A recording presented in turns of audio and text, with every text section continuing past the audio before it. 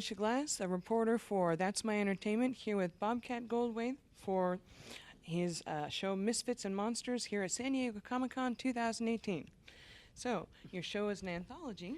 Anthology series.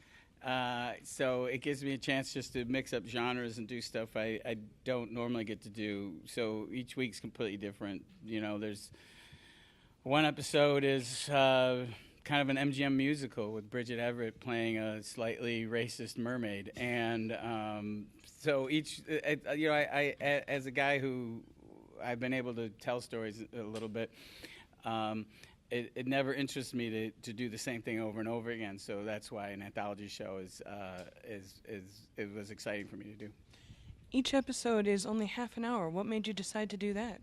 Well, artistically, no, they're just going to give me a half. I didn't. No. So, but when I went back and started watching the Twilight Zones, there's seasons that are half an hour long, and then there's seasons that are an hour long. And it's funny, the episodes that resonated with me were the half-hour episodes. So, you know, it's not a lot of time, and sometimes I cringe when I write lines of dialogue like, we've known each other for how many years? You know, so you have to lay a lot of pipe fast. But I'm happy with that format.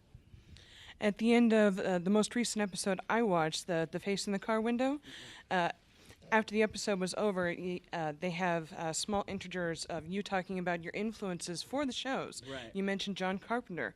Can you talk about other influences for the show? Oh, well, for that episode, it was, even though it was like, there was an influence from like the movies The Candidate and All the President's Men, but Carpenter was just sonically and visually too, I was trying to go for, because towards the end we definitely go into visually lighting cues kind of feel more like The Thing or something like that. But it's all over the place, you know.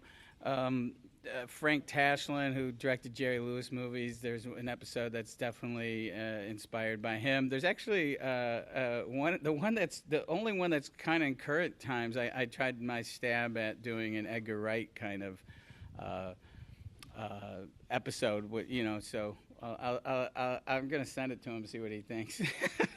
Could be the end of our relationship. All the episodes seem to have a great deal of ironic snark.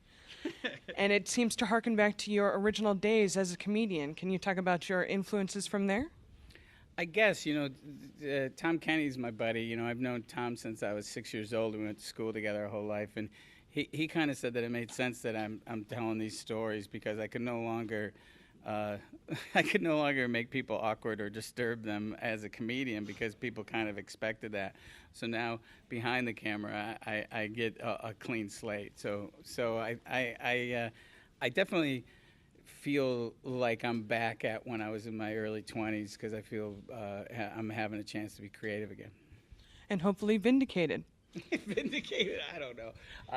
You know, it's you know, and it is kind of funny. I see people speak of Shakes the Clown very fondly now, but when it came out, people really hated me. I mean, I was surprised the critics didn't drive over to my house and punch me. Yeah, but it's. I think if you, you know, I do have a tone of my own, and some folks get behind it, and other folks don't, and I don't get too upset because I've always just been kind of trying to challenge myself all these times, and I've